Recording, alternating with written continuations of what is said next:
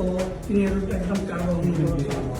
यो काम गरेर खेतमा एउटा ड्राइभर मान्छे हो, गरिब हो, काम गरेर चोकमा चिया खान अचानक यादहरूले मान्छे पार भयो होइन। अनि गरिसकेपछि त पछि मान्छेहरू थाहा पाएर अनि उठाएर हामीहरू ल्याइसकेपछि एम्बुलेन्स पाउँदैन।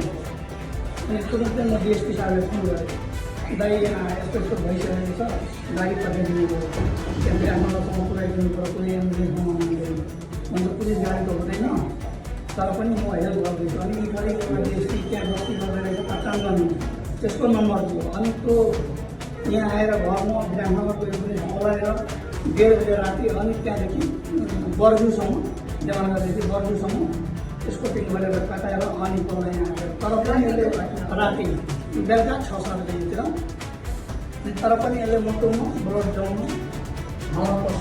न त त्यो दिन बेलामा यहाँ ल्याउन सक्दैन थियो हामी, त्यही हो परिदिन्थ्यो। अहिले हामीसँग कतार गर्न सक्छ छैन, त्यस्तो अवस्था छ। उपचार खर्च गर्न पैसा छैन भने अहिले समय उपचार खर्च गर्नु त हामीहरू छ त नि, नेपाल सरकार छ, नेपाल सरकार तपाईँको सरकारको लागि त होइन। त्यो खर्च सर्च पानीमा त्यसमा निको हुनु पऱ्यो कि बुझ्नुभयो, निको हुनु पऱ्यो। अनि त्यो जो जसले यस्तो गर्यो उनीहरूले कारवाही गर्नु पऱ्यो कि मेन कुरा चाहे हिन्दू होस् कि मुस्लिम होस् होइन, यसले यस्तो कार्य गर्नु न त्यो 7 पुस्ता त्यसले याद होस्। यो पुरै नेपालमा यसको यो दम्म फैलाएर यसको जो मान्छेहरू परिरहेको छ, राम्रो मान्छे परेको छ नि, जुन मान्छेले आगो लागेको छ।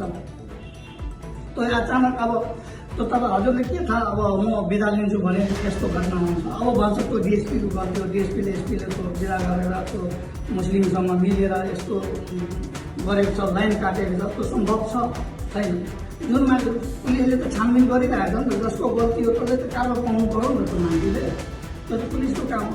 लेकिन पुलिसले 3 दिनसम्म त्यहाँ पुलिसले बसेर न भात खाएको छ त्यो पुलिसहरू, तर पनि त्यो त्यहाँ ड्युटी गरेको छ। त्यहाँ आर्मीहरू भन्छ म भात खाएको छुइनँ, तपाईँकै सुरक्षाको लागि हामी खटिरहेको छ भन्छ, जानु नि तपाईँ भात खाएर के भात खानुहुन्छ। लेकिन तल पनि 12 जना तपाईँको पुलिसले चाहिँ यस्तो अवस्थामा घाइते छ, त्यो मिडियावाला कसैले हेराउँदैन नि त त्यो कुरो। एउटा पब्लिकले के भयो भने तुरुन्तै सोसियल मिडियामा हाल्छ, त्यो पुलिसले यस्तो अल्पक्रम परेको छ त्यसले पनि हाल्नु पऱ्यो नि त। त्यसको पनि घरमा आमा होला, छोरा होला, छोरी होला, त्यो अवस्था छ त्यहाँको माहौल एकदम। जसरी पनि हजुरले होइन त्यहाँको माहौल शान्त गर्नु पऱ्यो। यो जुन त्यो दाइ छ होइन, मेरो छिमेकी हो होइन, त्यो कुरा अब बोल्ने पनि कोही छैन। औषधिहरू पनि मैले नै ल्याइरहेको छु यसको।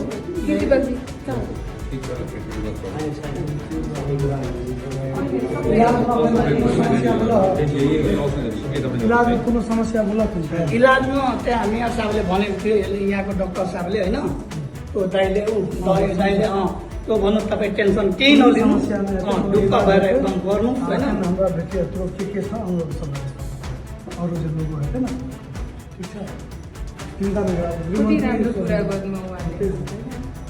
अब जुन त मेरो एउटा त्यो यो अब्जलमा यो आलम नामको होइन, यो त मेरो छिमेकी हो होइन, यो पनि एकदम सोझो मान्छे रहेछ, यसको बोल्ने कोही पनि छैन, तर पनि अब मान्छे आउन दिँदैन त्यहाँबाट।